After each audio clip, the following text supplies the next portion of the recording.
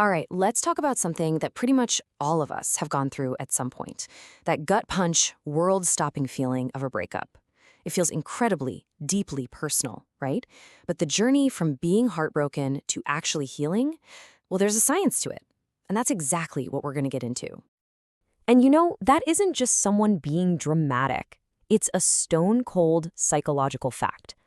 If you've ever felt like your pain was just all-consuming, like your world was ending, you were not exaggerating.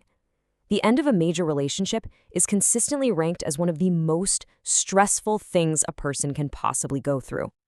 So let's get to the big question. Why does it actually hurt? Like physically hurt? Well, it turns out that feeling is definitely not just in your head. Let's take a look at the incredibly powerful mind-body connection that's at play here. Now, this is where things get really fascinating. When researchers looked at people's brain activity, they found something kind of mind-blowing. The parts of the brain that light up when you feel social rejection, like a breakup, are the exact same pathways that light up when you feel physical pain. Think about that for a second. Your brain literally can't tell the difference between a broken heart and a broken arm. That actual ache you feel in your chest, that's your brain processing emotional pain just like it would a real injury. While all that is happening in your brain, your body is going into full-on crisis mode. It starts flooding your system with cortisol, the main stress hormone. It's your body's fight or flight response. But here's the catch. There's no physical threat to fight or run away from.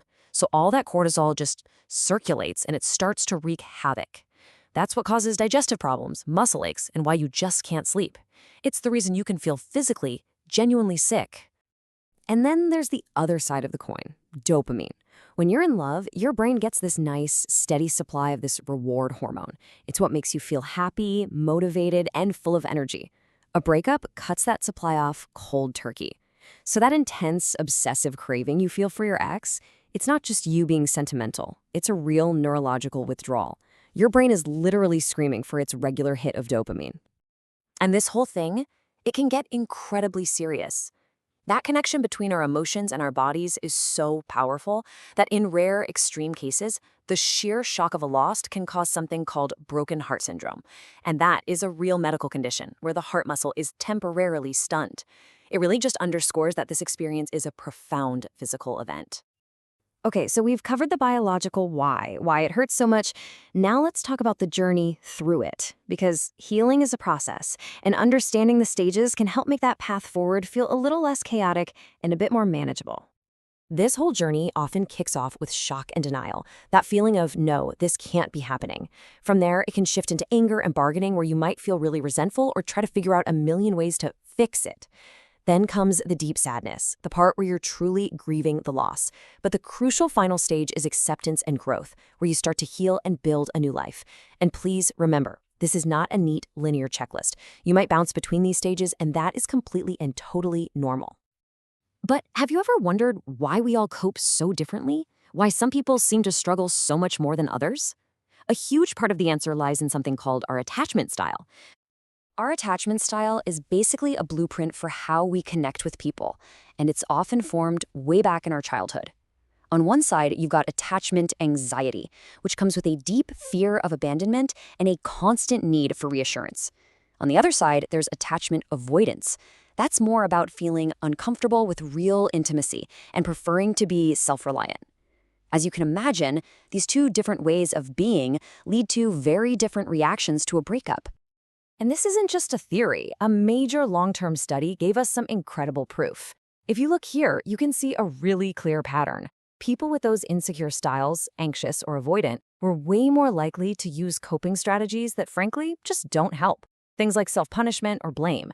And at the same time, they were less likely to use helpful strategies like accommodation, which is really just about finding ways to accept and reframe what happened. The result, as you can see, was much more intense and longer-lasting pain.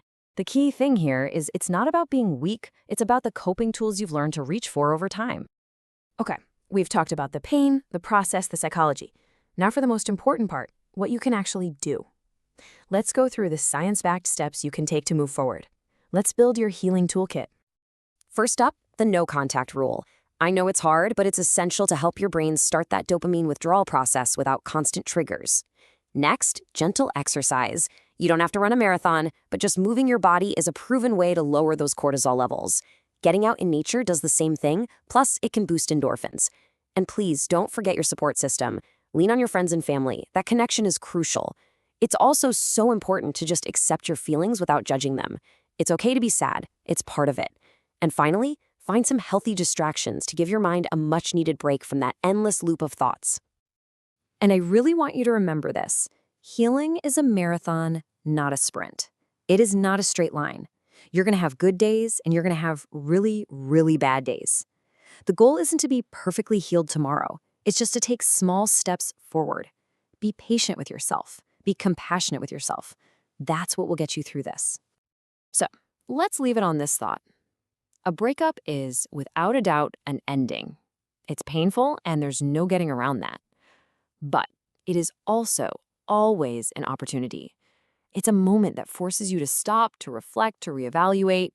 It hurts deeply, but it also creates space for you to grow, to learn more about yourself, and to build something new. So yes, it's an ending, but what are you going to decide it's the beginning of?